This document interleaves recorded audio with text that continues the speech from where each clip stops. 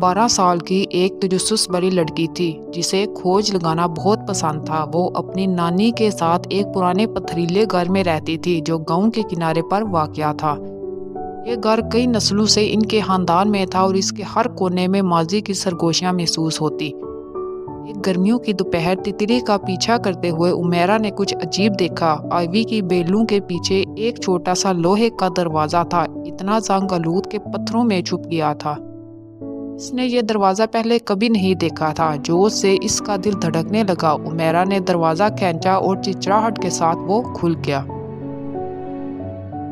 اندر ایک بھولا بسرا باغ تھا۔ فضا میں خوشبو تھی، میٹھی، تازہ اور کچھ جادوئی سی۔ رنگ برنگے پھول کھل رہے تھے، ایسے پھول جو امیرا نے پہلے کبھی نہیں دیکھے تھے۔ بیلیں اونچے محرابوں پر لپٹی تھی اور بیچ میں ایک فوارہ خاموشی سے بہہ رہا تھا، حالانکہ برسوں کسی نے اسے چھوا بھی نہ تھا۔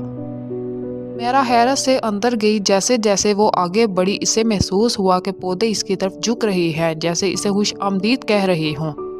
ایک سنہری تتلی اس کے کندھے پر آ بیٹھی جو سورج کی کرنوں کی طرح چمک رہی تھی۔ وہ دوڑتی ہوئی اپنی نانی کے پاس پہنچی۔ نانی، گھر کے پیچھے ایک خفیہ باغ ہے۔ نانی کے چہرے پر سنجیدگی چھا گئی۔ کچھ دیر خاموش رہنے کے بعد انہوں نے کہا، تو تم نے اسے ڈھونڈ لیا؟ وہ امیرا کا ہاتھ پکڑ کر باغ کے دروازے تک لے گئی۔ یہ باغ تمہاری ماں کا تھا۔ اس نے اسے اس عمر میں لگایا تھا جس عمر میں تم ہو، مگر جب وہ دنیا سے چلی گئی تو میں نے دروازہ بند کر دیا کیونکہ اسے دیکھنا میرے لیے بہت مشکل تھا۔ میرا کی آنکھوں میں آنسو آ گئے۔ اس نے اپنی ماں کو کبھی نہیں دیکھا تھا، صرف کہانیاں اور تصویریں سنی تھی۔ یہ سوچ کر کہ اس کی ماں نے اپنے ہاتھوں سے یہ باغ لگایا تھا، اسے ماں کے اور قریب محسوس ہوا۔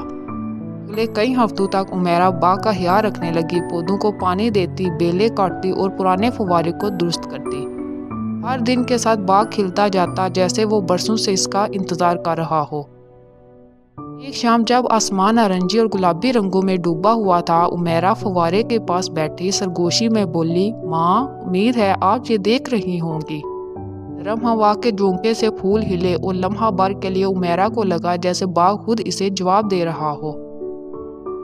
یہ باغ چھپا ہوا نہیں رہا تھا، یہ امیرا کا رازدان بن گیا تھا، ایک ایسا مقام جہاں وہ ہر پتے اور ہر پھول میں اپنی ماں کی محبت محسوس کرتی۔